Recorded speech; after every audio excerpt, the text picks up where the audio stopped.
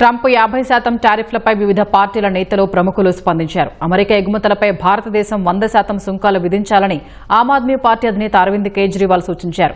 కాటన్పై దిగుమతి సుంకాల నిలిపివేతను డిసెంబర్ 31 వరకు పొడిగించాలన్న కేంద్రం నిర్ణయాన్ని కేజ్రీవాల్ తప్పుపట్టారు. అలా చేస్తే తెలంగాణ, పంజాబ్, గుజరాత్ రైతులు తీవ్రంగా నష్టపోతారని ఆందోళన వ్యక్తం చేశారు.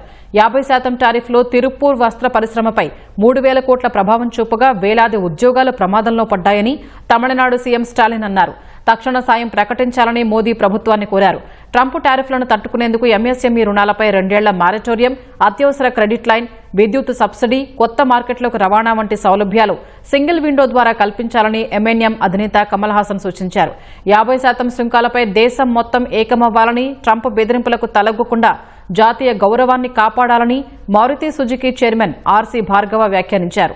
వస్త్రాలు, రొయ్యలు, రత్నాలు, ఆభరణాలు, లెదర్, ఫుట్వేర్ వంటి ఎన్నో రంగాలను దెబ్బతీసే ట్రంప్ సుంకాల్ని తట్టుకునేందుకు స్వదేశీ వస్తువుల కొనుగోలుకు ప్రాధాన్యం ఇవ్వాలని నిపుణులు సూచిస్తున్నారు.